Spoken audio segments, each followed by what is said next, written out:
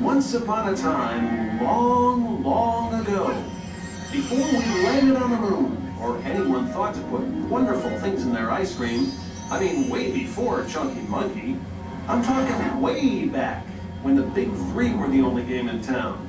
You know, vanilla, chocolate, and strawberry. Way back then, Ben and Jerry met in their 7th grade gym class. They were the kids at the back of the pack on the track. They became great friends back there, and couldn't envision at the time that they would ever run a 7-minute mile for their gym teacher, or that someday they would change the way the world thinks about ice cream. After their school days were over, and other individual pursuits fell flat, Ben and Jerry got back together.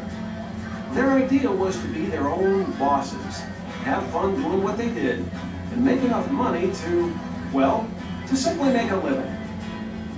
The boys spent a year experimenting with homemade ice cream, eventually running across a $5 correspondence course from Penn State on ice cream, which helped them out a lot.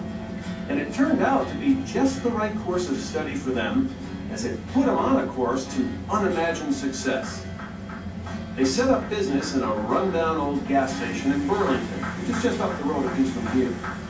They renovated it themselves with wood that was so green that when they hit a nail into it, it squirted back at them. With what they had learned to this point, Ben and Jerry developed their own homemade ice cream recipe. And right from the beginning, they were making some pretty darn good ice cream. And right from the beginning, the boys wanted to be involved in the community.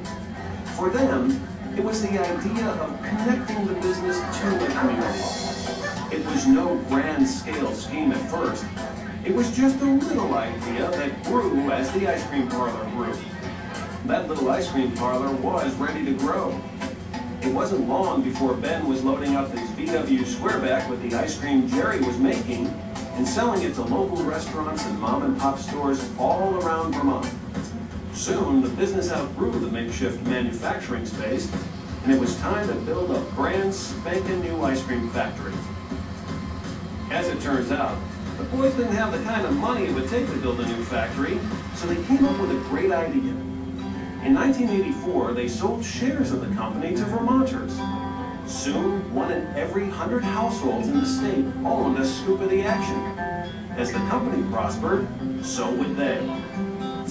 In 1985, Ben and Jerry's went national on the NASDAQ stock exchange, so anyone and everyone could get a scoop of the action if they wanted to. That Vermont stock money went to building the plant you're sitting in right now, the first of 3 Ben and Jerry's plants in Vermont. With better manufacturing, the business could now make enough super premium ice cream so the whole country could get a taste of Vermont's finest. But first, we ought to tell you what super premium means. Super premium ice cream is ice cream made the way ice cream was supposed to be made. And that is with a small amount of air and a huge amount of cream. Much heavier, much thicker, much denser, much more creamy. And with Ben and Jerry's, it's all natural. 100% of our milk and cream comes from family farmers that pledge not to use RBGH, a growth hormone for cows that our company opposes. And that is the distinction between Ben and Jerry's ice cream and other ice cream. By 1988, the company was growing fast. The business was branching out, new employees, new franchises, new markets. In order to stay true to its roots, the company decided to put in writing the way it wanted to run the business. Ben and Jerry's wrote down a unique 3-part mission statement: to produce the highest quality product, to provide a reasonable financial return for shareholders, and, this is the special part, to use its power as a business to help improve the quality of life in the community. One obvious support for the community was establishing 7.5% of the company's pre-tax profits for charitable giving. That's the largest charitable percentage by a publicly traded company. Ben and Jerry's staff now make most of the decisions where the charitable money goes. But it's not just philanthropy.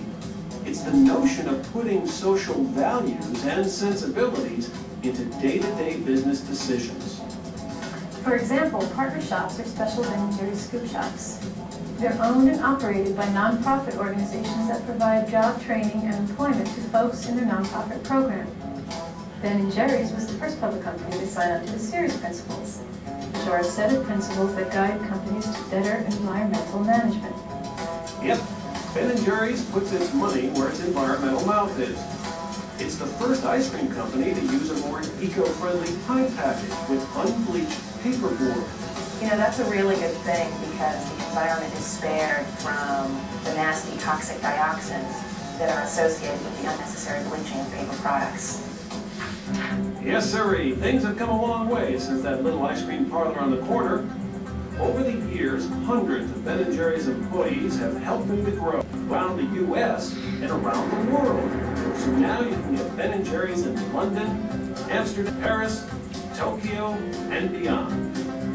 It's been fun flipping through the scrapbook with you, but it's time to get you on to the next stop on the tour, where you'll get a bird's eye view of the real deal, how Ben & Jerry's homemade is made.